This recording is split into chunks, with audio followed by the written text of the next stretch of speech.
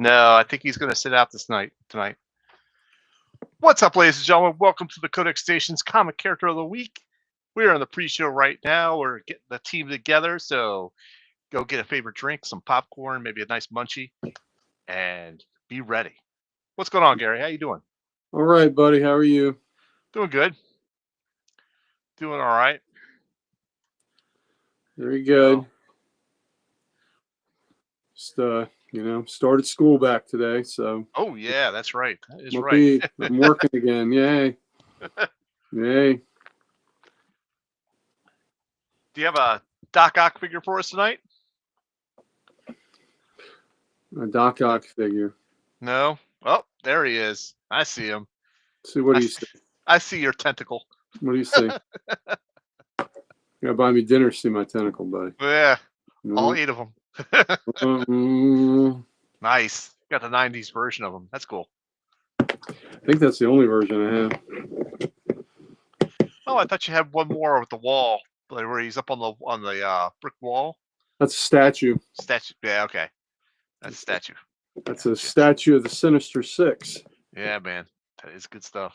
Mm-hmm. Oh, there we go. Adam's here tonight. Hey, Adam. How you doing, buddy? Also, Richard is here. Hello, Richard, the man. And he says, "Please save some for me. Convention prep." Yep, he'll be at the show this weekend. Oh, that's right. Okay, very good. Mm-hmm. Very good.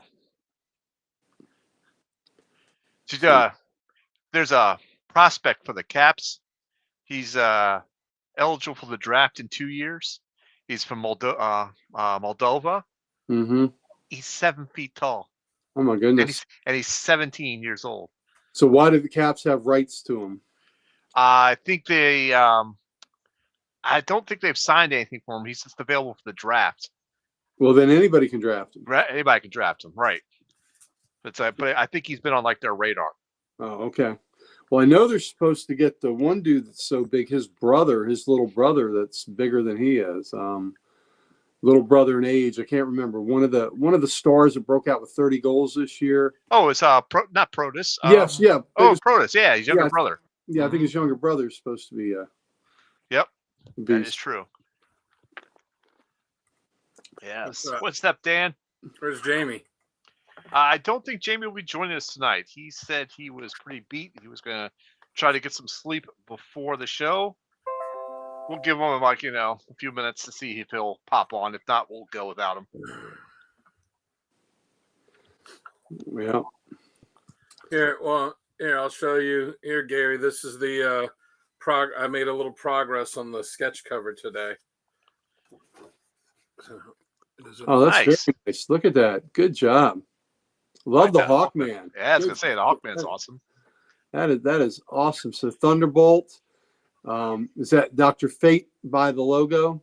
It's Dr. Fate, though. There's, I am tempted to switch it to Spectre. I haven't really decided. We got to have a Spectre can be floating somewhere in there. There's no other space. So there's Green Lantern, Wildcat, Flash, Wonder Woman, Blue Beetle. Hey, Liz. Fate. Liz? The Atom. Up and Atom Comics. How you doing, buddy? Captain Comet, Hourman, Phantom Lady, and Hawkman. And I was thinking about doing putting Dollman in there somewhere, like maybe having him stand like real small at the bottom there. You do that. And I'll probably put a mace, the mace in Hawkman's hand. I just haven't I was messing with it a little bit, but I just couldn't get the hand and the grip to look right. Can you do that again? Can you do that again? Yeah, can you do that again? Do it again. Do that again. He's an expert at it. So, I don't know. I might take the Thunderbolt out too. I haven't really decided. Keep Thunderbolt in. Thunderbolt's good. Well, because I was also thinking too that Mark Wade's going to be at Baltimore Comic-Con this year. I was like, oh, this would be a cool one to get him to, sketch cover I did to get him to sign. But I was like, I got to leave somewhere on here for him to sign it. So I was like, well, if I don't put Thunderbolt there, he could sign there. Mm-hmm. I haven't decided yet, because if I have Thunderbolt, then I got to find somewhere to fit Johnny Thunder in here too. I can't have Thunderbolt without Johnny Thunder, so that means there's like one more character I got to figure out where to fit. Okay, well then put Spectre where Thunderbolt is. Well, that was the other thing too, because if you see with where the logo is, like Thunderbolt's cut off, so if anything I put there is gonna get cut off. So, like I said, I might just leave that blank. I don't know. Well, the elongate, you could have his arm reaching around and grabbing the other part of the logo. Do what? The Spectre can alter his shape. You could have his arm reaching around and grabbing the other side of the logo. Well, I was thinking about Adam's joining us on Saturday night. That's awesome. Can't wait to see you, buddy. Well, I was thinking about putting Plastic Man in, since Plastic Man was a Golden Age character and had been used in some of like the like All-Star Squad and stuff like that. But then I thought about it and I was like, well, I really want to keep it limited to the characters that are actually in this issue, and Plastic Man's not in there. And that's why I threw some of the characters in that, because I didn't want it to be all just JSA. So I put in Blue Beetle, I put in Captain Comet, I put in Phantom Lady, because I wanted it to be some non-JSAers too. And I had a bunch of other characters that I wanted to put in. I wanted to do, because I even had a list on my phone where I was keeping track. What's up, I wanted to fit in Sandman, Mr. Terrific, Crimson Avenger, Shining Knight, Guardian, the Ray, Uncle Sam, Sergeant Rock. I was just running out of space. So I might have to get another one just so I can fit in all the characters that I couldn't fit in on this one. That'd be pretty cool. That would be pretty cool. Maybe I'll do that, Hey, Mobius. Oh, sorry. Go ahead. I got to get glasses. I can't see. Sorry. In fact, maybe I'll get another cover, and instead of just having this just be front and back, I'll do front and back of another one and have it where it connects to this. So I'll just be like a 4-cover thing. That'd be really obnoxious. Cool. Be very obnoxious about it. Yeah. Yeah, it's exactly right. I need a Treasury Edition sketch. I don't know if they even make a Treasury Edition sketch cover. I've never seen one. I've never seen one either. We'll ask the expert when he comes back in the camera. I mean, you know what? I can take this, and I've got I've got the. I don't have many yet. I've got the. The big board, the blue line stuff, which is, you could see the size difference. Got a little bit more room there. So, so I could always just take this when I'm done here, redraw it on the big one, and then just add in a couple more characters if I really wanted to. If I thought, but then I'm like, man, there's a, I was like, I'm putting a lot of work into a sketch cover with, let's face it, some pretty niche characters that aren't really tearing up the popularity charts all the time. So that's all right. I was just originally going to put in like the Fleischer Superman, and then I went, well, I kind of want to stay away from them. Like I put Wonder Woman in because I figured she was, important enough. With the but they made a bunch of. But is it a sketch cover? It's not a sketch cover, Gary. That's the question for you. Have they ever made a sketch cover Treasury size? What do you mean a sketch cover Treasury size? A sketch book. Treasury edition that's a blank sketch. Oh, I have not noticed one. I've never seen one either. But we're convinced. Those would have been pretty limited. I mean, if it was done, it was done in one of these new treasuries that they've done in the past couple of years. Yeah, where they've either re-released them or had new treasuries. So nothing in the past though. I don't recall seeing one.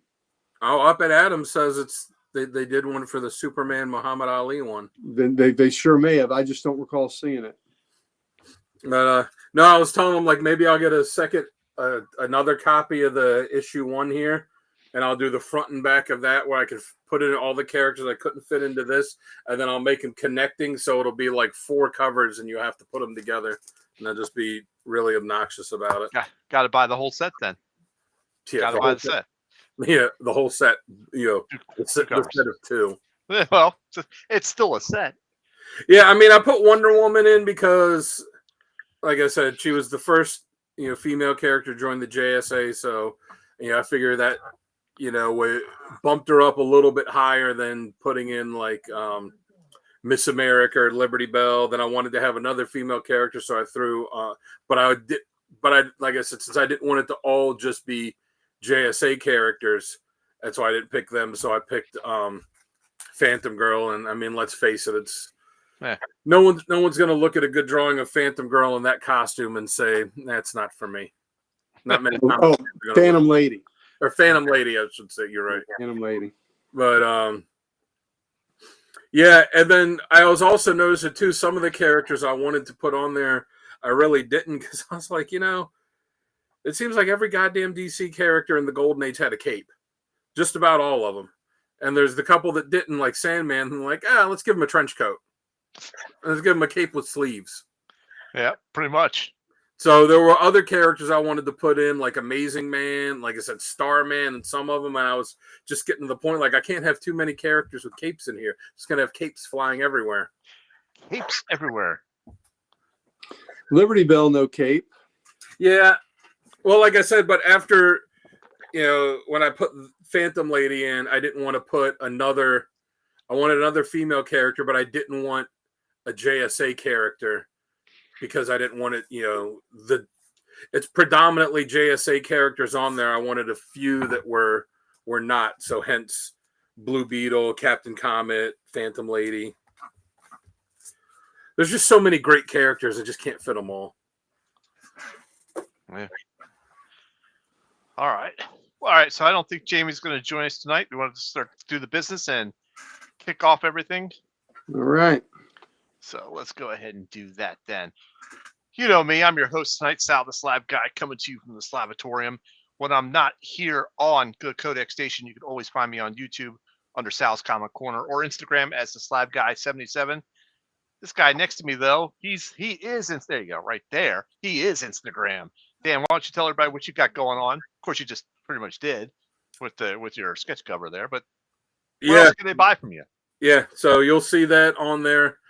Eventually, it's not going to be for a while because it's going to take me a long time to finish that. I don't think I've done a sketch cover that has more than 2 characters on it, and this one has 2, 3, 4, 5, 6, 7, 8. I think, how many is on this one? Now I got to count. More than 5. Yeah, definitely. There's more than 5 on the front cover. 1, 2, 3, 4, 5, 6, 7, 8, 9, 10, 11. Currently 12. There you go. Okay. So, and I guess maybe 12 and a half if I do decide to add Doll Man on there somewhere. So, yeah, but I post all kinds of other stuff on my Instagram at Dan Kelly Art. So go check it out. I actually have some sketch covers I sent to CGC that are now on the way back to me. So I'm very anxious to get them. I'll do an unboxing video when I get them back. And the guy that is buying them from me, I sent him all the ones that I've done recently, and he is getting 5 more. So I'm going to be getting ready in the next in the next 2 weeks or so to send off another batch to CGC. Nice. Some of the ones he got I haven't even posted yet because I got so many that I've been doing. That's cool. All right. Of riches. Why don't you introduce that guy down there below you, holding up the pillars?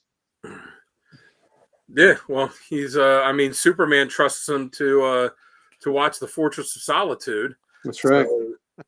So we could trust him to watch over the station. That's right. That's right. The Ric Flair of comics, the curator of the Library of Comics. He has a nice Golden Age character named after him, as well as Superman's robot. The Ultraman. That's right. And the great thing about being the Superman's robot being named Gary is he picked that name. Everyone else, you got the name that your parents decided to give you, but the robot, he decided he wanted to be Gary. He'd been watching the Codex Station. Yep. When he's at the Fortress of Solitude, they don't have a lot to do, and they're like, look at this Codex Station stuff. Such an effort. There you go. Oh, here, put me on big screen real quick, just since Chris just popped in, because I know he's a JSA fan. Yep. Here you go, Chris. Check this out. This is the sketch cover that I'm currently working on with all of these Golden Age DC characters. Mostly JSAers, but I also have Captain Comet and Blue Beetle and Phantom Lady in there as well. Well, right, mostly JSAers, but all Golden Age heroes because Captain Comet is Golden Age. Mm-hmm. So I might just take the pencil and just go and take the pen and go. There's Dollman. Except I think Dollman couldn't go below. He could only go to 6 inches, right? Yep, 6 inches. That's 6 inches, but it would retain all of his strength. So you have 12 and a sixth. If you do Dollman. All right. Well, Mobius. Very good. Well, if you're in the Northern Virginia area, you come out, you check out Comic Logic. You can find me there every Wednesday. Every Wednesday, me, Mighty Mike Harbor, who you see on the station, our principal owner, Rob Kalin. He is slinging books, and we are getting 4-color ink pumped into our bloodstream, baby. We're getting it right in there. Fills up your muscles. I've told you once, twice, a million times. You start out buying one comic, then you buy a stack, then you got a short box, then you got a long box. Next thing you know, you're stacking them all the way to the ceiling. Then you open another stack, and then you're moving them from here to there to there to here. Next thing you know, you are jacked and you are packed, baby. Also, do some push-ups. They help. All right, so that's Comic Logic. And if you don't want to come to our shop, I mean, being in the Northern Virginia area, you should come. But if you want an extra special treat this weekend at the Dulles Expo Center, it is the Fairfax. And we will be there. What did Chris do? I know it's Chris. Oh, God. Wow. There you go. You know, but you're a furious 6 inches. So, Dulles Expo Center, we will be set up there this weekend. Was that the 23rd and 24th, I believe it is? Yes, it is. Yes, it is. This weekend is 23rd and 24th. We will be at Dulles Expo Center. And wouldn't mind seeing you. And you can come stop by our booth. There'll be other comics there, other guests there. I know they got a couple of Power Rangers there. Let's see. They lost their big guest, Michael Rooker, had to cancel.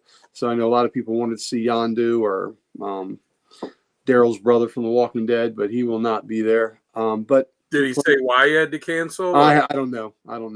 Liz, Comic Logic does rock. She couldn't wait. I gave her some Dan Kelly artwork to color, and she was just woo. She was over the moon. So yeah, I saw her post about it. You know, I did too. Told her, I'm anxious to see what she does with it. Yep, absolutely. Me too. So anyway, you can catch us there, and come out and see Chris. He's had all the shots. He's ready to be in public. He's ready to mingle. He's ready to be mingled. We took him to the vet. The vet gave him all his shot, gave him the distemper, gave him the rabies, gave him everything that he's needed to be unleashed in public. So we've got him taken care of. Also at Comic Logic on the 3rd of September, we have special guests in-house. Philip Kennedy Johnson will be signing his new Superman book, The House of L, and signing any other of his works that you want. He'll probably even sign a book he didn't do if you really wanted to sign it. So come out, see Philip Kennedy Johnson on September 3rd at Comic Logic. 10 to 2, I believe, is the time frame. Or 11 to 2. We open at 11. 11 to 2 is the time frame. Come out and see him. He's a friend of the shop and a personal friend of ours, and we would love to see you. Yeah, there you go. Well, that's what it was, filming conflict. So, well, at least it's a legitimate reason. Yeah. Mm-hmm. When Chris has a filming conflict, it's not good. So it's usually because he has worms. So she can't decide which to do. Snoop will sign anything. Yeah, that's true. So, Chris, is that a Michael Rooker I'm going to assume that's a Michael Rooker not example. Would it be when he was in the movie Slither? I'm going to hope that's what that is. Maybe so. Was he in Talladega Nights too? Rooker? I don't think so. Okay. I don't remember him being in that. Okay, maybe he wasn't. If he was, it was just like a minor role, like a minor thing. It's like maybe another driver, but I don't remember seeing him in it. Maybe he wasn't. All right, now back to that fella.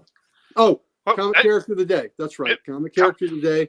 Let's give some love to that site founded by the Archduke Kevy, the reason we are all acquainted, and it is being run now by Mr. Dan Kelly there. So he's giving you the character of the day. He's giving you the random panel of the day. Talking Geek is giving you a great cover of the day. Absolutely is. And it's just a great site to go check in and get your comic nerd on. So go check that out. Now, up to that, the MC Master Ceremonies nominated for a comic book community award. Well deserved. Let's give him some votes. And vote for the Codex Station while we're here. Right. I was just about to bring that up. Thank you for that segue there, Gary. So we have, as you know, we've been nominated and we are a finalist on the Comic Book Awards show. I believe it's a website called Comic Book Awards. Hello, Pam. Hey, Pam. You did miss the post. Yeah, we had a few sports nuggets for you, Pam. Yep. It's not the same without you. We'll replay those later for you. Anyhow, there you go. You can vote for me as one of the most engaging hosts, which I would appreciate a vote there, but thank you very much. We're also on there for best entertaining content for our channels to have 1,000 to 2,000 subscribers, which is awesome. We also have best live stream for that same number of subscribers, so you can check us out for Comics Unleashed. And then we're also nominated for the best informative content. So go check us out. Go give us a vote there. We appreciate that. It'd be awesome if we took home one of those awards. Yeah, there seems like there was another one. There is one more. Best live stream for Comics Unleashed, our Saturday night show. And that's for no limit for. Right, that's any amount. We're up against Comic Pop that's got like 120,000 subscribers. Right. Yes. It's a big hill to climb there, isn't it? Yes, it is. But that's all right. That's still it's pretty right there. Wow. send him out there, and if Chris can breathe it, we'll all take our masks off. It's okay then. All right. All right, ladies and gentlemen, let's go ahead and kick off this show. You guys ready for our intro, our informative intro for tonight? I'm looking to see some tentacled animation. Action. All right, very good. We'll see. Stick around, folks. You need to watch some Japanese animation then. Yeah, that's not on here. Sorry, Gary, but we're gonna continue with Doc Ock anyhow. We'll see you guys in a minute.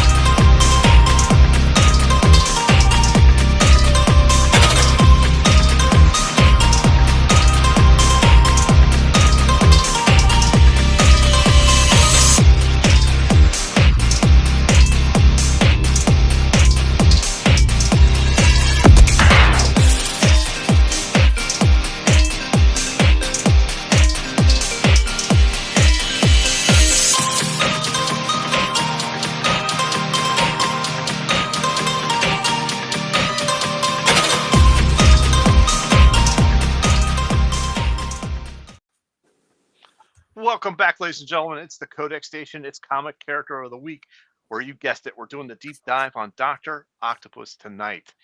Is he a genius? Is he a madman? We're not sure yet, but you know what? He is one of Spider-Man's deadliest enemies, Dr. Otto Octavius, better known as Doctor Octopus or Doc Ock. He's more than just a man with mechanical arms. He's the twisted mirror of Peter Parker himself, a brilliant scientist whose arrogance and ambition turned him into one of Marvel's most iconic supervillains. From leading the Sinister Six to just brow in the the superior Spider-Man, Doc Ock has proven time and again he's not just a regular adversary. He's one of the few villains that can truly outthink and beat Spider-Man. Dan, why don't you go ahead and kick us off with the intro on this guy? I'm surprised Chris hasn't said anything about Doc Ock being a don't encourage him. He'll come up with it on his own. Of cinematic Excellent fetishes because of all the people he could service at once. So I've been waiting for that from Chris. Yeah, well, I'm sure that will come up again later on. Richard, right? I'm with you. I like pudgy yes. Doc Ock. Right. All right. So his first appearance, he is one of Spidey's oldest villains. His first appearance was in Amazing Spider-Man issue 3 from July 1963, created by Stan Lee and Steve Ditko. Show of hands, who owns that issue?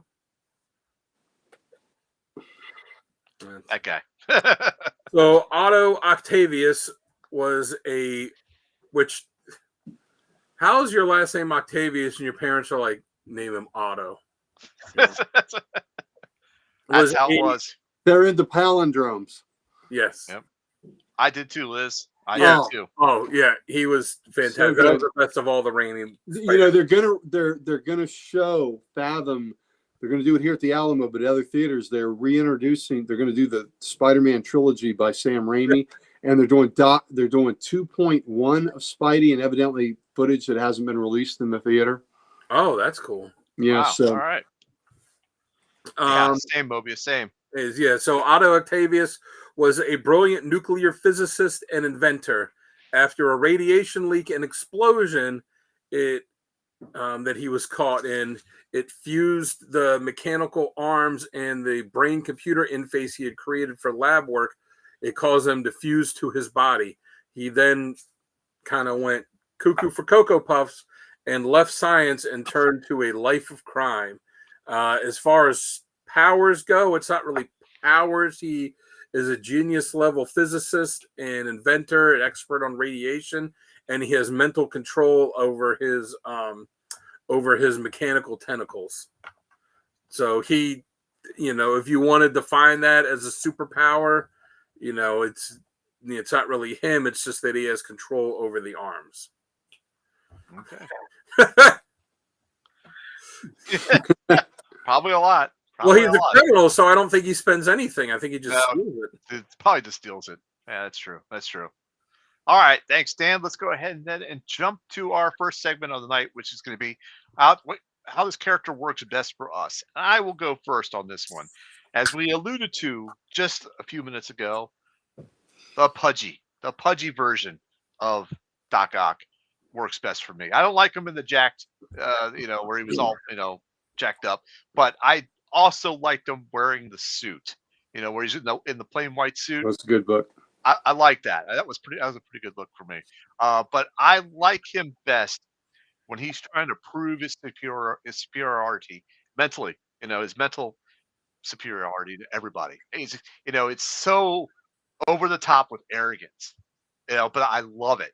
That's great. That really works best for him. It's his biggest downfall, but it's his best quality. He needs to prove that he's the smartest in the room every single time, no matter who's in the room with him. He has to prove it. And it's a brain measuring contest. That's so true. And I also liked when he was in the Superior series, you got to see a little bit of a softer side to him on some occasions where he fell in love with certain women, but it was because of their intellect, I think. He fell in love with their intellect and how smart they were, which made him to them. So that's why I like him. And I like when he's brawling with Spidey one-on-one type situation, because that's always a good fight. How about you, Dan? What do you got? What do you like best about him? His arrogance. He's just a dick. He has a hard time working with others because he looks down on everybody and believes everybody is beneath him. Yeah. I think he goes to the same barber that Guy Gardner goes to. I was thinking him and Kim Jong Un went to the same place. Bowl cuts, half off. So yeah, I like that he's so arrogant, which also, as you said, it causes his downfall most of the time too. But he does have the intellect to be able to back it up, like in that issue of Fantastic Four when Reed's trying to save Sue, and he's like, I got to go to this other guy who's more of an expert in radiation than me to do this. Like, when you got the smartest man in the world that's coming to you for help because you know more about it than he does, that's what gives him this level of arrogance. And Reed said, "You're better than me in this." I'll say it. Is that what you need? Yeah. He looks gassy. Yeah. Give me the Mo Howard. That's exactly right, Boosh. Yep. All right. Someone who's a better artist than me to draw a barbershop and have all the chairs in a row like a Norman Rockwell thing, and have like Mo Howard sitting in one chair, Doctor Octopus in another chair, Guy Gardner in another chair. You got to have the sign up saying bowl cuts, then half off or something like that. Yeah. All right, Gary, how about you? All right, I'm like you. I don't care for slim, fast Doc Ock. I think he's got. He needs to be pudgy. Love him is arrogant, and the other thing is, that, there you go. Yep, movies. The other thing about Doc Ock, he is a class A shit talker. He talks some serious trash. I mean, it's good stuff too. It's not good stuff. It's not bargain basement. He talks serious trash. He talks Larry Bird level trash. And there's your sports talk, Pam. Yes, that's right. There's your sports talk. He is, as far as supervillains go, he might be the best trash talker. He is up there. Yeah. He is up there with his superiority, shoving it right up your rear. So so I kind of enjoy that about Doc. He's not the typical chubby kid that's picked on that doesn't have anything to say. He's got a lot to say. Yeah, so I love that attitude with him. And I also like the fact that he's okay, yeah, he's motivated by power a little bit. He's motivated by money a little bit if it's funding his experiments. But what he's really motivated is for everybody to look at him. And he said, "That's right. I am the smartest dude on the planet. Yeah. Look at me. Nobody can do what I can do." That's what motivates him more than anything. Right.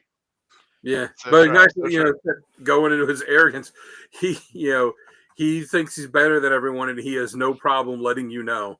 Well, when he took over Peter's body, he did things Spider-Man never considered doing. Yeah. Right. And it was just really cool. And I know it was kind of controversial, but there was a recent iteration where his tentacles all could detach. Yeah. And become little pieces, and they could mobilize and then come together. I thought that was kind of cool. A lot of people didn't like that, but I thought that was kind of neat that they were all little pieces of his tentacles that could come off. He called them like squid. What did he call them? Squid bots or something like that? Yeah, something like that. Yeah. Octobot. Maybe it was Octobot. Octobots, yeah. Mm-hmm. Yeah. So for the arrogance thing and to trash talking, he goes out of his way to insult somebody. Oh, you dolt! You when he insults you, he's drawing blood. Yeah. Yeah. It is razor sharp. Yep. Yeah. It is. That's classic. No other villain comes close when we're talking like trash talking. Like, right. I like there was one, I forget which book it was, but he's stealing this stuff to do he's trying to do an experiment. It was Spider-Man Unlimited 3, where he's stealing all this stuff to do, because he's trying to, he's trying to do this experiment, and Spider-Man's trying to stop him, and he's like, "I don't have time for you," and he's focusing on just doing the experiment. And and she's like, "I'm at a critical stage now," and just leaving the arms to fight Spider-Man, and they're like keeping him away, and Spidey's having a hard time just with these arms, and Octopus is not even paying attention to him. He's focused on the other thing. He's like, "This is how beneath me you are." Yeah. Yeah. Yes. Very true. Yeah, he's no bedside manner. He has no bed either. I think. Yeah. So I just love the trash talk. I mean, that dude. That's Yeah. we could always spend the show on the trash talking. That might be one of my badass moments. Is a trash talk. Nice. That might be his superpower. One of his best superpowers is just to slice you to ribbons verbally. Yes. Make you question everything you thought you'd ever accomplish. Make you question reality sometimes too. Oh, you got to be emotional. You're not just physically strong. You got to be emotionally strong. Yes. Doctor Octopus. He insults you and your parents hurt. That's classic. All right. Well, speaking of badass moments, Gary, why don't you go ahead and kick us off for your badass moments? All right. So I think, women who date say he's all. I'm sure he is. So for badass moments, I think we're all going to have this, and I'll let somebody else elaborate on this a little more. But in ASM 700, when he transfers Peter's body into his decayed, dying body, and he's into Peter's body, I mean, that's pretty much the ultimate villain triumph right there. Right. Where he has taken everything you are. He's got your memories and everything else. And he does that. Now, of course, it's interesting how the memories affect him. Right. Where Doc Ock isn't all bad. He isn't all bad. And it affects him and makes him more altruistic, which is interesting. But I think that's the ultimate right there, where he takes you, puts you in his dying body. Takes yours. Sonny. Sono. Stay away from it. Justice for Sono's beard. I know. And Sono, he's got every one of his arms, So that's true. Yeah, all separately. Okay. In Spider-Man 1, in ASM, Amazing Spider-Man 131, what he was willing to do, you want to say that? I'll let you say that one. No, you go. No, you can go ahead. Go ahead, take it.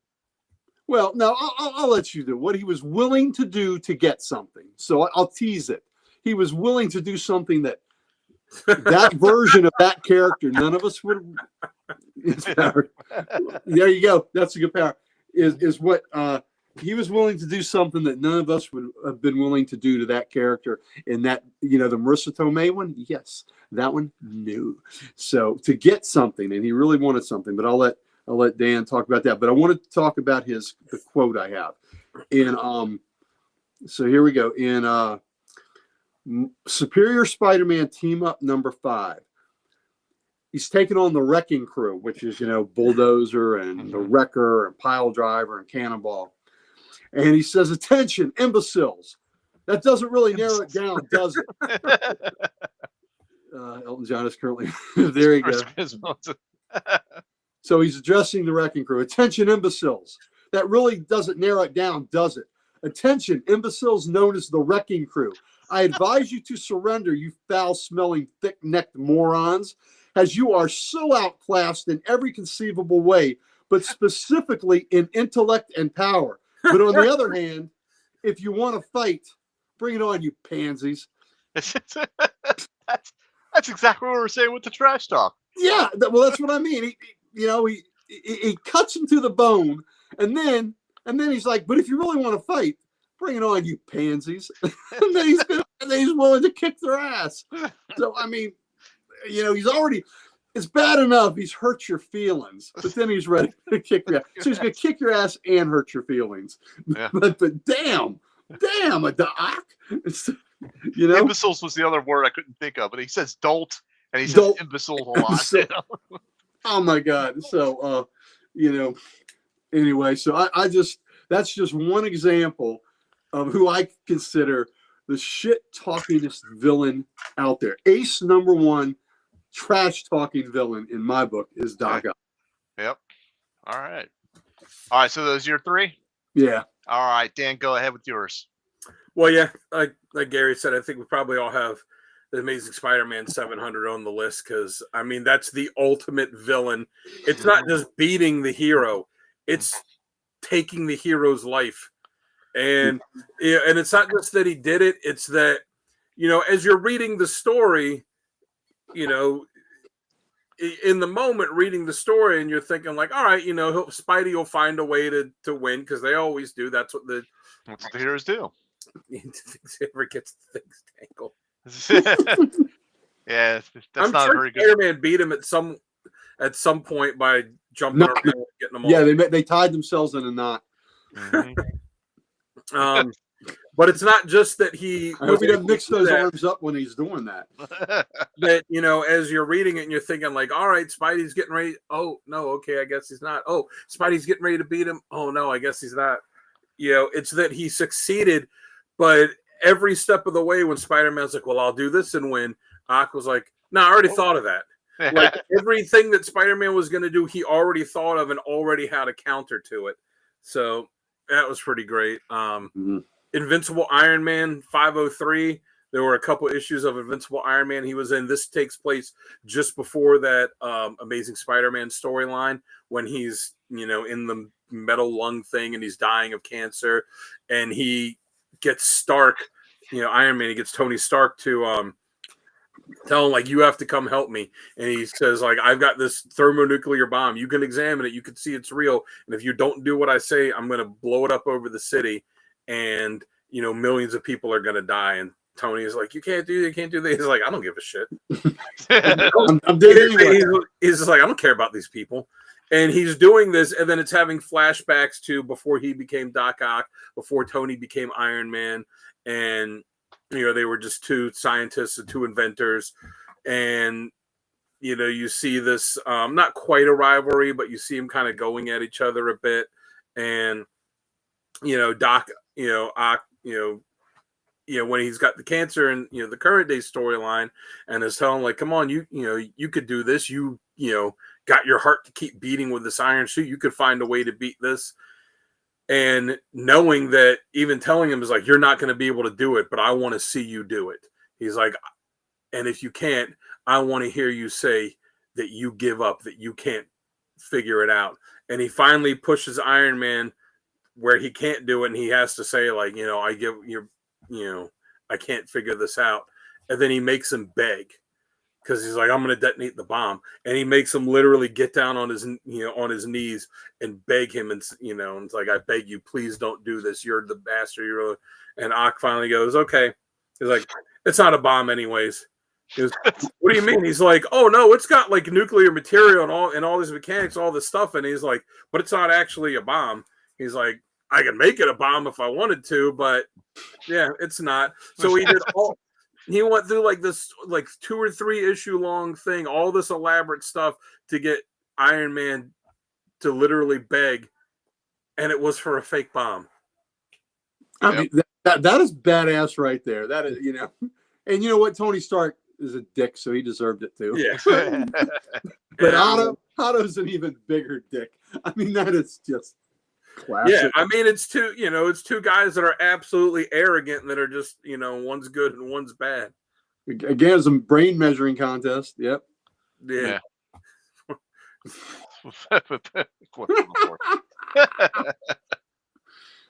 That's a good one, Chris. Damn. All right. Yeah. Yes, wow, we're really digging in tonight. He's a scientist after all. And there's this miniseries, Sinister War, that went 4 issues, and in the 4th one, he's got all this villain's got all of these villains coming after Spider-Man, and he's got them controlled, and is like, I'm my own man. He's like, you're not going to control me, and finally takes down all. I'm talking about like dozens, of villains, almost Spidey's entire rogues gallery, and takes them all out like that by just building this little gadget that sends out this like sonic, this sonic signal that like knocks out all of the villains. And, and he tells Spider-Man, he's like, all right, well, I'm going to let you go because of, read the series and you'll see, whatever. He's like, I'm going to let you go. But he's like, I'm not going to get you. He's like, but you probably want to get out of here, because even though I took the signal out and they're not being controlled by this guy anymore, it's still dozens of villains that all want to kill you. Yeah. Oh, and then what Gary was saying about Spider-Man 131, yeah, he definitely banged Aunt May. He's gonna marry her. Yep. But he definitely banged her because remember when when Peter was having to like look, gain access to his memories and look at that, and he was seeing that, and he was like, I don't want to see this. I don't want to hear this. And at the time, she was the heir to a nuclear reactor that he wanted to get a hold of. Yeah, well, it was an island, right, in Canada. Yeah, something like that. A nuclear reactor on it that he wanted. Yeah, he definitely showed her his main tentacle. his short and stubby tentacle. Oh my God. And in that one, with in later iterations, they have shown that he did care for Aunt May. Yes. Right. And you know what? That was not Marissa Tomei Aunt May either. No. That was old. That was Sam Raimi's Spider-Man Aunt May. I don't remember her name. Oh yeah, Gina. Was that Gina Rollins? Have to look it up. It up. Not oh, sure. Dan, if you're gonna look it up, I'll go ahead. And let that ass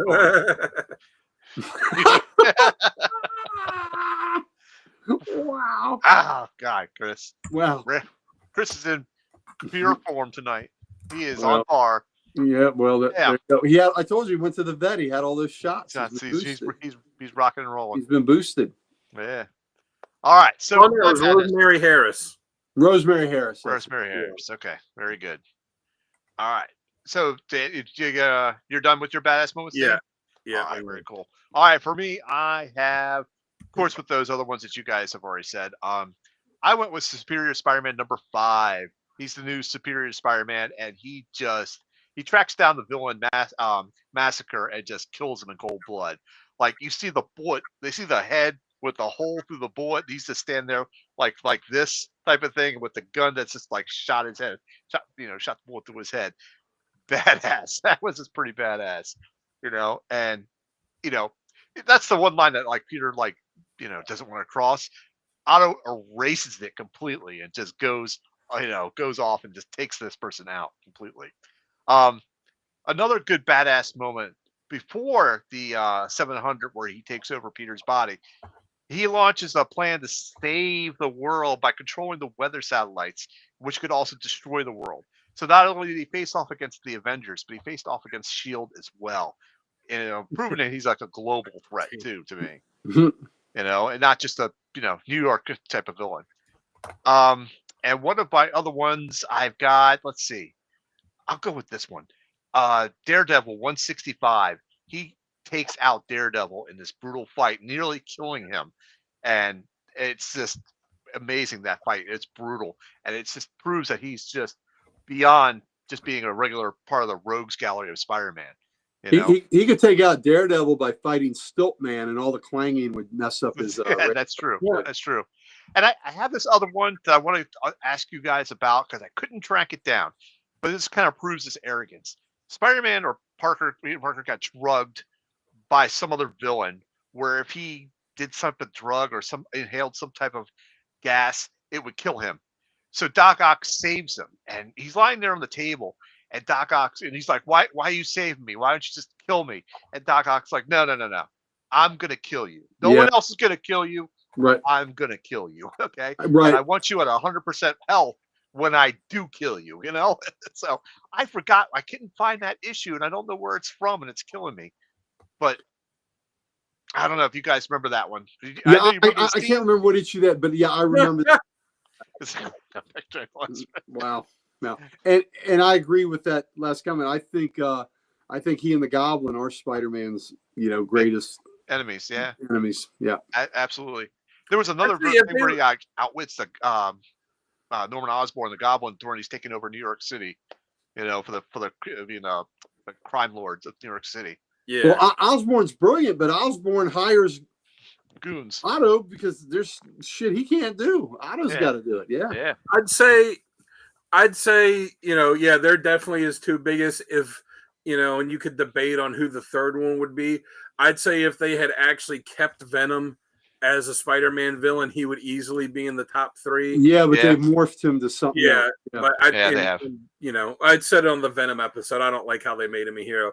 If they had kept Kingpin as a Spider-Man villain instead of moving him over to Daredevil, Right. he might have been in the top 3. So, you know, but yeah, I mean, they're definitely 1 and 2. I don't know who you'd put as number 3. Yeah, I think it's those two and then everybody else. Yeah. It's a Masika with a potato. Chris. Anyhow, so we can move on to our next segment, which is what we don't like about them. And Dan, I'll let you go ahead and kick us off with that. What don't you like? You know, I think was it Richard that mentioned it right away at the top. But yeah, when they draw him in shape and muscular, and you know, I think that was a clone body, though. I think that was a clone body, or like he is in the animated series there. You know, yeah, he's pretty jacked in there too. You know, that's something that kind of sets him apart from all of these characters. Like Chris said, he gets winded buckling his seatbelt. But yeah, he's a yeah, that's true. Oh man.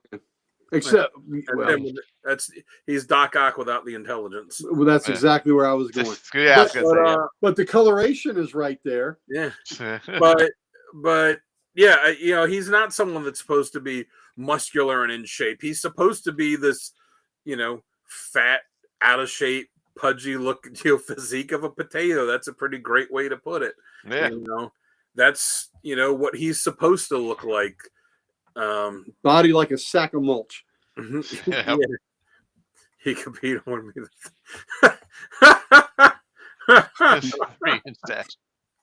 Wow. I did not know that. That's pretty cool. Oh. Yeah, I did not know that either. That's way to drop the knowledge there. Thank you, sir.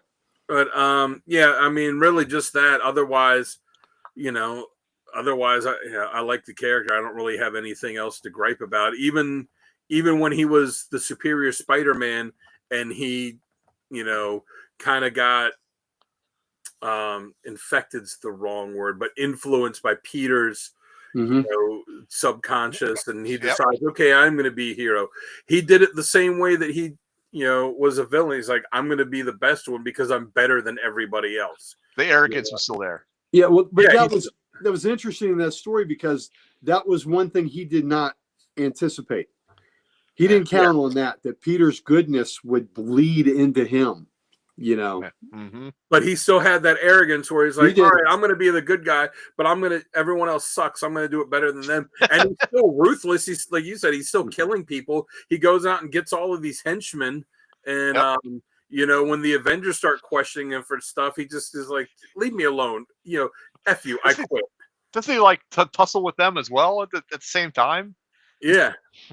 Yeah, he's short and abrupt with them, and they're like, wait a minute, that's not quite the way Peter used to act with us. Yeah. And, you know, and it's funny that the most recent Superior Spider-Man series, the one that Bagley drew, when, you know, it's like, all right, here's some stuff that Ock did when he was Superior Spider-Man before, and it has to be fixed. But since he's Doc Ock again, he tells Peter, like, you got to do it. You got to put on the Superior Spider-Man suit. And then when he sent him down to his base, all of his henchmen are still there. And they're just, like, waiting for him to come back. And, you know, so it's been however long, you know, how many months or a year or whatever since he wasn't Spider-Man anymore. And they're all just there still waiting for him to come back and give him and tell him what to do. Right. And Peter Parker had to like act like Doc Ock, so he was trying to insult them at the same time. Yeah, that was pretty funny. All right, Gary, how about you? For what? What is the question now? What we don't like about him? Oh yeah, just like Dr. Butterball. Yeah, again, slim fast Doc Ock. He's like that little fat kid from Willy Wonka and the Chocolate Factory. Yeah. And you know, even the version that Bagley drew in Ultimate Spider-Man was really cool. I thought that was a really cool version, but he wasn't all slimmed down. He was, you know, still a big husky guy. So it's just Doc, you know, when they try to make him buff or jacked or whatever, that's not That's not him. It was different when he was Superior Spider-Man because he had Peter's body. Yeah. But yeah, that's it. Because everything else, I think he's I just think he's one of the greatest villains. Right. All right. So for me, rounding out this category, I'm going to agree with you. I don't like the Slim Fast one, although I did like the premise from it because there was a cloning process that was failing, and he was able to rectify or fix the situation where the clones did not die off in a matter of hours or days, whatever it was. So he cloned himself a body to go into, and he used, I think it was the big computer, computer brain type of thing. What was that? It's a big giant robot green guy. God, why is the name escaping me on this one? Oh well, but he downloaded his conscience into the robot, which then put it back into the new Doc Ock body, which I thought was pretty cool. But yeah, the Slim Fast one, don't care for too much, but I did like the premise of how he got to it. All right, so let's go ahead and go to top covers, and since Jamie is out tonight, we're going to go with Jamie's top covers first. Where we find his top covers. Here we go. All right, so he chose Spectacular Spider-Man, Doctor Octopus, Out of Reach #1, and I don't know the issue number for that middle one. Do you guys know that one? It's I think Dan has this one too. It's one of the variants for Amazing Spider-Man 800. There's two. There's the Virgin variant, which is that one, and then there's one with a logo that's like on the bottom right-hand corner. Right. And they also went with the Spider-Man Doctor Octopus Negative Exposure series there, which is pretty cool as well. All right, so let's go with Dan. I got your top covers here because I know you had this one, and I so wanted to use that 339 issue. I told you to. That's all right. I told you to do it. There's nothing wrong with us picking the same cover. Yeah. So yeah, the middle one, it's the Amazing Spider-Man 800 variant. It's J. Scott Campbell did it, and he did a bunch of variants for 800. Each one that focused, you would see his little J. Scott Campbell thing in the top right corner. You are each one focused on a different villain, but this is the Doc Ock, that I think, his costume, there's not really much there because, he doesn't really care about having a fancy costume. He's got the arms, he's got the bad haircut, the ugly glasses, he's fat, his arms look like they're muscular. That's not muscle. That's fat. The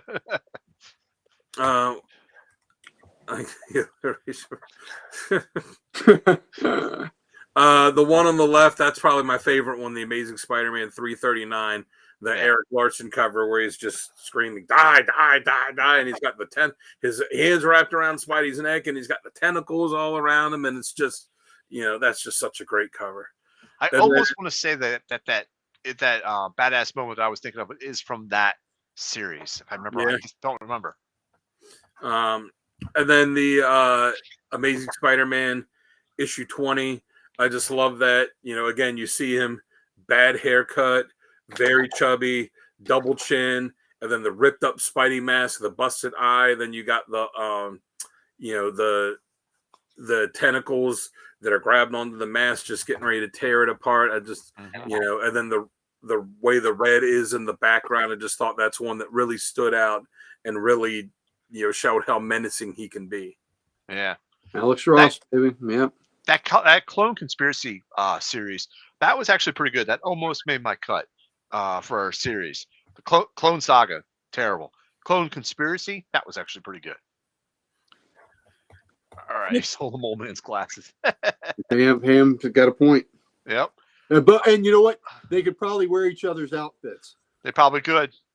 All right, Gary, I got you next. I was going to say real quick. Think about that run of Spider-Man, artist-wise. They went from Todd McFarlane to Eric Larson to Mark Bagley. Yeah, it's not a bad run, and people talk about Bagley and they talk about McFarlane a lot. They don't really talk about Larson as much. And no, they don't. Some of his stuff is, the work he's done on some books is better than others. But I thought Spider-Man is a character that really kind of suits his art style. Yeah, I agree with that. Like he had a run on Nova. I don't think Nova, I don't think Nova is a character that suits his stuff, but Spider-Man, and especially the way he drew Mary Jane. Yeah. All right, Gary, I got your covers ready. Are you set? Wow. Wow. That's where he keeps the sandwiches. It's sandwiches. Sandwich. All right, Gary. All right. There we go. See, I love that 55 too. That far left one. God, yeah, that's ASM 55. That was on my short list. Yep, that was by the man, John Romita Sr. I just love it. I love the reflection and the goggles. Close up on that bad haircut. The bangs not trimmed even at all. And his teeth are all right. He's got, it looks like he's got some good dental health. But I just think that's really cool. I love the reflection. The one in the middle is Bagley. And I just thought the Ultimate Spider-Man, his version of Doc Ock in that series was really cool too. Yeah, definitely. And I love it's like the little tentacles have eyes on the ends, which are kind of neat. And then 157. Okay, so 157 is also a John Romita Sr. But that holds a lot of.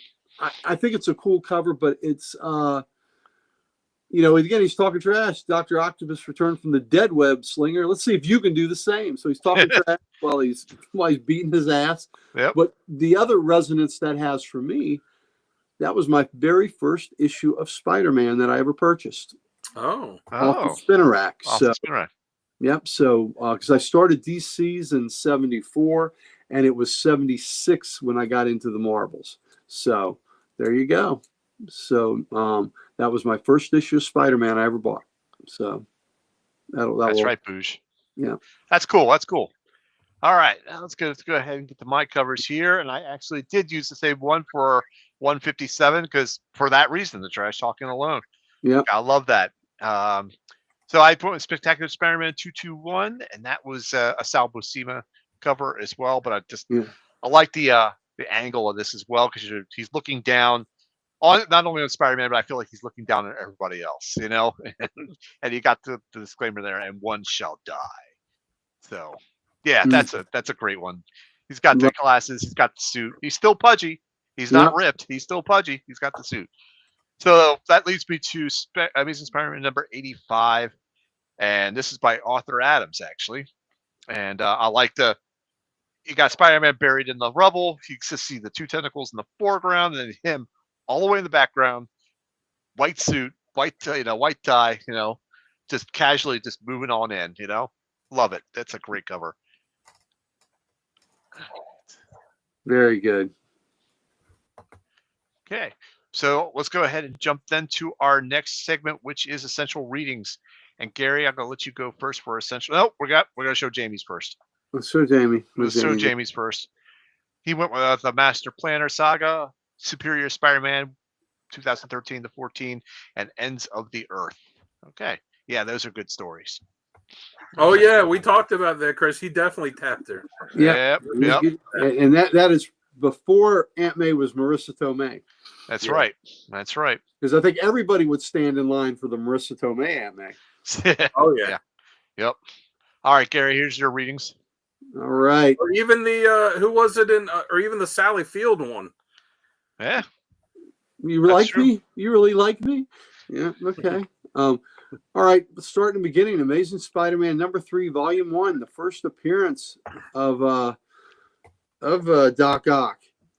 He beats the hell out of Spidey. Yeah. Beats him bad, and beats him so bad he's considering not being Spider-Man. And it takes a trip of the Human Torch, Johnny Storm, at a pep rally at his school to covertly inspire him. He was, giving a speech to all the students, and Peter Parker, who was feeling really full of self-pity and sad for himself, used that as a pick-me-up to go out there and take on Doc Ock again after that massive beatdown that he gave him. So here you go, the third issue of Spider-Man, and he's almost done. Doc Ock beat him so bad. So, but that's the origin of Ock and all that, Doc. So I think that's worth reading just for that. And of course, that's by Stan Lee and Steve Ditko. Spectacular Spider-Man 173. Jerry Conway wrote it. Sal Buscema did the art in it. And it's just a Christmas story. And Doc Ock, with all his intellect, was in need of Christmas cheer. And he decided he would drop in on Aunt May. And they had a holiday gathering, and Peter was there and did not appreciate Doc Ock being there. But, being Christmas, they did come to a Christmas resolution. So I just think it's a kind of a, I think it's an interesting character study on Doc Ock, who is not all bad. He's a dick. He's a bad guy, but he's not all bad. That he does have some human feelings and some human sentiment to him. And he wanted to spend Christmas with someone he did truly care about. So there you go. My favorite Doc Ock moment. That's right, because Chris has got the steaming undies for Aunt May, and he doesn't want anybody else getting it. That's right. Why. Well, don't forget. Oh gosh. Well, don't forget, Gary, that you're talking about, he's alone on Christmas and all that. He starts off the issue by murdering a couple people. Well, you got now that gets in the way of the Christmas limo. Let's say that. He murders a couple of these thugs, and then he gets into his limo to drive them there, and then he chastises the driver for calling him by his actual name. He's like, "No, only one person could call me that. I'm Doctor Octopus to everyone else." Well, he had his naughty moment, and then he needed some Christmas cheer after murdering people. So that's right. He needed to feel better. Yeah, he needed to feel better after the bad thing that he had done. So he needed some resolution to that. Yes. And it was just mentioned in the chat where, right, in ASM 12, Peter is very ill and he fights Doc Ock, and Doc Ock unmasked Spider-Man because he beats him so easily, and everybody thought that it was just Peter Parker pretending to be Spider-Man, as did Doc Ock, because it was such an easy victory where he unmasked him. Everybody sees it and like, oh no, poor Peter was, doing Spider-Man cosplay. Yeah, exactly. That's part of my stories. That's part of my stories. That's right. There you go. And then the last one is Amazing Spider-Man 698 to 700. That is just a masterful telling of this villain's most triumphant moment. So that's by Dan Slott and Richard Ellison and Humberto Ramos. And we discussed it earlier that Doc Ock won. He slam dunk victory, sealed the deal. And, not only beat your foe, you took his life. You took his life literally and figuratively and put him in your old decaying body to die. Yes. It's just a master class of how to beat your enemy. So. Oh yeah. Yeah. So those are my reads. Nice. I'll go ahead and do mine next. All right. So let's start off with that. Amazing Spider-Man 11 and 12. Because just like you said, Gary, this was a turning point for Doc Ock, I think, or emergence for Doc Ock. He beats the hell out of Spider-Man, unmasks him, and everybody's like, "Oh my God, he's not. That's not Spider-Man's not Peter Parker," and he feels like he's got to give up the mantle because he just got his ass handed to him. But I love the way he just rips the mask off in front of everybody and then kind of just tosses them at him. It's like, "Here you go. Here's Spider-Man for you, unmasked. Deal with him." But yeah, this is it's just one of those standout arcs.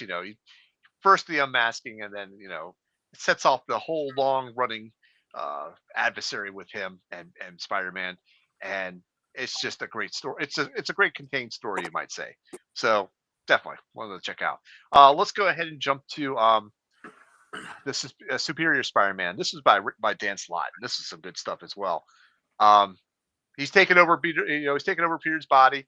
He's become this really edgy Spider-Man because he's trying to prove that he's the best. This is where the arrogance comes in, and he's got to prove to everybody that he is the best. So you get a lot of the responsibility from Parker's memory, or his like Gary said, his heart trying to bleed in and take trying to correct him or course correct him to make him a good person, and he almost makes it, but at the end, he realizes that he cannot do the things that Spider-Man can do. So it's a good read. It's 31 issues. I would definitely say check it out. Yeah, I almost put that on mine, but I made a choice between that and the 698 to 700 to get them to that point. So I was going to pick one of the two. So I'm glad you have that, because that is a really great read. It is, most definitely. And then for my last one, I've got Amazing Spider-Man 334 through 339. The Sinister Six strikes again. So Doc Ock is great in this one because he's got the leadership in this one. He's not just a strategist, but he's also, no, I'm sorry, he is the strategist. He's not just a brawler. He plans his attacks so well. He beats Spider-Man, like beats the hell out of him every issue in this series. Like, it's insane how much he beats the hell out of him with this.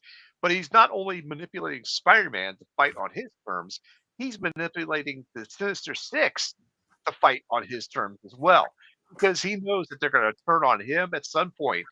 So he's got the, he's already anticipating their betrayals to him in this series. It's awesome. And one of the things is just, he's not just another bad guy with tentacles here. His obsession with defeating Spider-Man and proving his superiority is just central. This is him in a nutshell. It's epic in this thing. So Eric Larson did the art for this. It's great. It's really good stuff. It mixes some gritty modern comic tones, I think, with Spider-Man drama. So definitely something to check out. There was one other scene in here. I think it was towards the end where Spider-Man feels like, okay, I'm going to go in with a backpack canister size, huge canisters on my back of web fluid, and I'm just going to web them all at the same time. Well, Doc Ock anticipates this, grabs him, and like blows the pack, before he could set it off, and basically trapping Spider-Man in his own webbing, which was pretty cool scene. So definitely got to check that out. Absolutely. Dan, you are next. Let me find your card. Where is your card, Dan? There you are. It's me. Yes, it is. All right. No.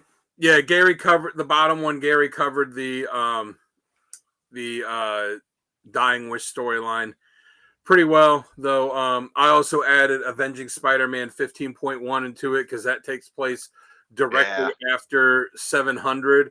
So that's when you first see him really becoming, or realizing what he could be as Spider-Man. He, gets the new suit, and that's when he realizes. I think he has a line at one point when he's fighting someone. He's like, "Oh, I never knew he was so strong. Like, this kid's been holding back all of these years." And right. And it's when he punches. Is it Scorpion? Yes. And just like punches his jaw clean off. He's like, "Oh, I didn't know he was so strong." Yeah. Which, I mean, that's a badass moment. That's a badass moment itself. Yeah. Web fluid. Right above that, Spider-Man Unlimited 3, an obituary for Octopus. This is it's just one issue, but this is a really good book to read to get his origin. You see him as as Mobius, put in the chat. You see him as a kid. You see him, his father kind of bullying him, and then his mother shielding him, and then him becoming a scientist. You see this relationship he was in and why it didn't work out, and the kind of bitterness that instilled in him, which somewhat they theorize led to his accident, him becoming a criminal, and you just see it all going through in the past, while in the present day he's stealing all these components, trying to create this cure for something that I won't give it away. You'll have to read the issue to see, but it's really good. And like I said, it's one issue, so it's not too long a read, but it gives you a real good idea who the character is. And then the Owl Octopus War, Spectacular Spider-Man 73 to 79. That's a good series. Yeah, it's a fantastic one. The actual storyline doesn't really go to issue 79. It ends a couple issues before that, the Owl Octopus War, but then the issues after that, it's really just all Doc Ock going against Spider-Man, the Black Cat, and this is when you see him really at his most brutal, like the way he just beats Black Cat, the way he is going after Spider-Man, the way his thugs are going after all of them, and it's just the criminal aspect of him, the almost mob boss like aspect of him with all of his cronies and stuff. This is where you see it come to the forefront, and like I said, the brutalness of the character is really shown here. Yeah, that's awesome. That's a great Sure, story. for sure. Yeah, except his web formula dissolves after, yeah. That was his only reason for not getting rich with it, because it just dissolved. And everybody's like, who's going to buy adhesive that dissolves after an hour? Yep. I don't know, man. You could make some kinky stuff with that. He could sell it, they could sell it in the back of Hot Topic or in the back of Spencer's. Well, you get scented varieties. Yeah, there you go. That didn't happen in the 60s, I can tell you that much. I mean, I know. In the 60s? No, the Spencer's. 60s? Yeah. Then again, I know for a fact there's more than one issue of Spider-Man where he webs up Mary Jane, and it's time to have some fun. Yep. Yeah. Yep. All right, so let's move it on to our next topic. Our last topic of the night is our best writer and artist. So, Gary, what do you have for best artist and writer for us?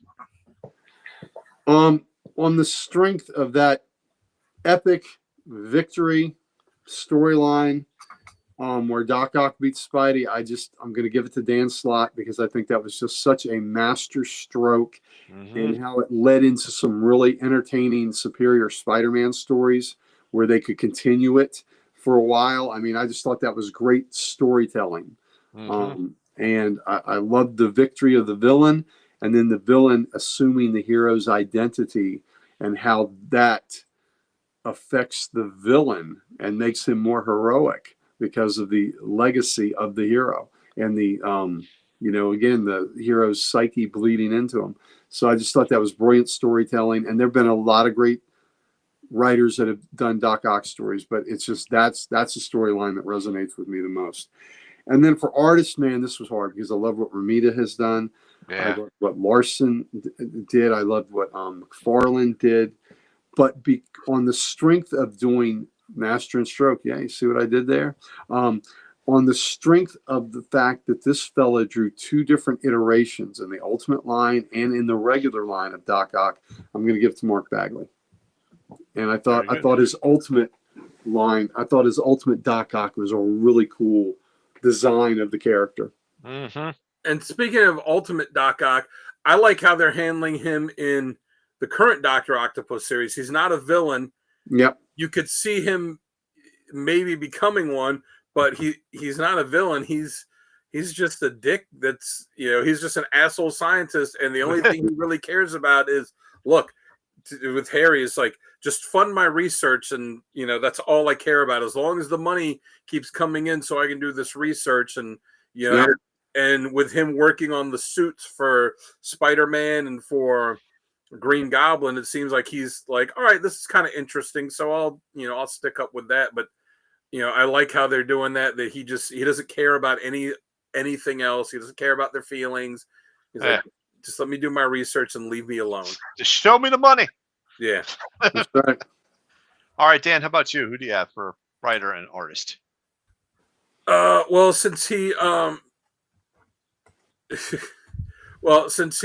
since Gary took Slot, that's a good one, not just for that storyline, but then the Superior Spider-Man story after that, and then the Superior Spider-Man story from a year or two ago that he did, that he also did with Bagley,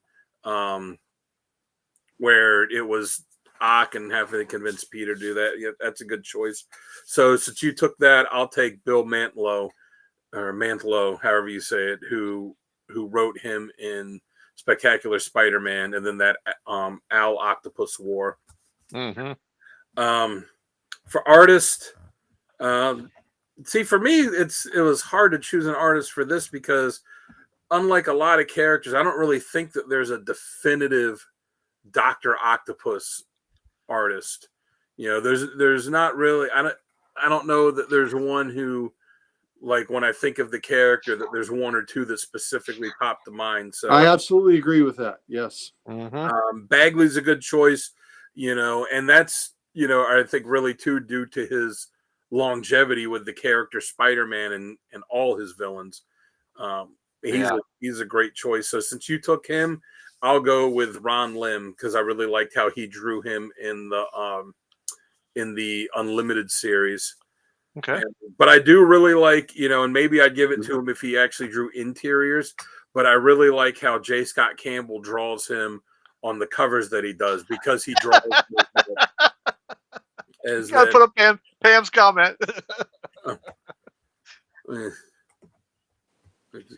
Oh, well, that's it. There you go. Turn it every time Doc Ock gets caught. Pam, do not drive after you watch that episode. You're gonna be stoned, baby. Yep. Like if J. Scott Campbell had drawn some interiors instead of just the covers, I do really like the way he draws him. Like I said, he's pudgy. He always draws him where he looks like he's yelling and has like a little bit of spit coming out of his mouth. The bad haircut, the obnoxious glasses, all that. Yeah. But again, it's just covers. I know. I hate to. It's really tough when you want to do that. You know how great they are, but it's the people in the trenches that do the hard work. You want to, right? And if it was something where like there was a Doc Ock series, and he was drawing the cover for every issue, it's like, all right, maybe he's not doing it interiors, but here's 50 issues where he did covers for all 50. Then I would say, okay, I could, I might pick him for that, but just for the limited amount that he's done and not doing interiors. Yeah, like Glenn Fabray with Preacher, right? He did all the Preacher covers, but the interior was done by Steve Dillon. Yeah. All right. So for me, Dan Slott was my first choice, but since Gary took him as well, we can say the same writer and artist. No, I know, but I have got names up on my thing as a tie, and I'm going to go with David Michelini. David Michelini did a good job during the Sinister Six Strikes Again series alone, and my artist, I'm going to go with Eric Larson. So that's who I like best. The Sinister Six in one would be great. Yeah. Larson is, as long as he's not making up Savage Dragon villains, I'm okay with Larson. Yeah. The only thing that would really, the only thing that would be preventative for doing the Sinister Six in a movie is they would all have to be characters that were previously introduced. Because I don't think that you could, that's why it worked in the last Spider-Man, is they'd all been introduced, so the viewers already had an idea of them. So I think you could do Sinister Six if it was like, hey, we did one or two in this movie, one or two in this. Maybe you introduce one new one in this that gets like recruited by them, but you wouldn't be able to do it where they're all brand new characters for it. It would be too much exposition. Yeah. But still, I would love to see Sinister Six in there. Mobius. You know what? That's a very good point. He's relied on technology. Yeah.